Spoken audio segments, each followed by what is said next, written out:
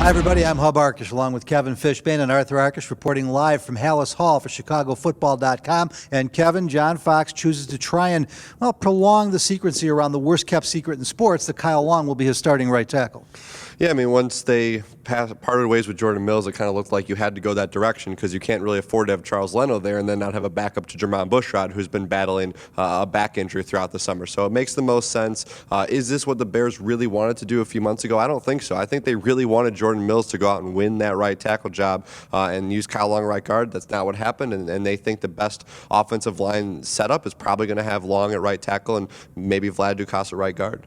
Arthur, as far as getting to know your 2015 Chicago Bears, good news, bad news. Fox is going to wait until Wednesday each week on injuries, but he's going to be forced to give more accurate injury information by NFL rules. As of today, we did not get any update on the status of particularly those wide receivers. You've got Alshon Jeffrey, Marquise Wilson, Eddie Royal. No idea who's ready to go Sunday for the Packers and who isn't. Yeah, we're not, but it was certainly encouraging. While we didn't see Alshon Jeffrey out there, we did see both Royal and Wilson, so that's obviously a step in the right direction. It remains a concern, though. Obviously, we haven't seen Jeffrey in close to a month now. The only big omission we saw otherwise at practice was Tracy Porter at cornerback, and like you said, more information is coming, but not having Alshon Jeffrey out there at this point can't be viewed as anything but a concern. You know, Kevin, maybe the biggest disappointment to Bears fans, not disappointment, but the biggest surprise, the lack of surprises. This final 53-man roster, I thought Mason Foster should have made it. I'm not shocked that he's gone. Jordan Mills or Leno had to go if they brought in another offensive lineman.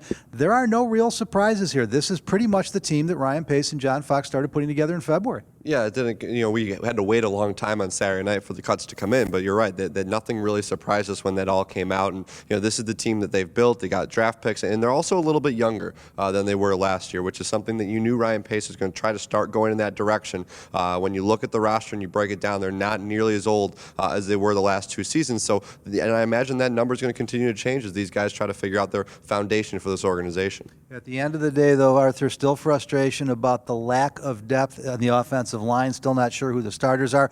Wide receiver, dangerously thin. On the defensive side, are they good enough at inside linebacker? It's a rebuilt team, but is it a more talented team than the team that finished 5-11 last year? Oh, I think it's close. I don't think anyone thought this was going to be an overnight project. I thought it was telling that only one release player from the Bears was picked up by another club, David Bass. So it talks about the lack of depth at the bottom of this roster. There's going to be areas where I think they're in good shape. Running back looks to be a strength. Outside linebacker. The secondary is a major concern. Offensive line secondary, probably 1A and 1B at this point. Just to add a little bit more specifics, there's a great piece on the Philly Voice. The Bears went from the 30th oldest team in the NFL last year to the 19th this year. So in the span of 12 months, Ryan Pace has made some progress. And there is one great piece of news out of Halas Hall and all 32 NFL team offices today.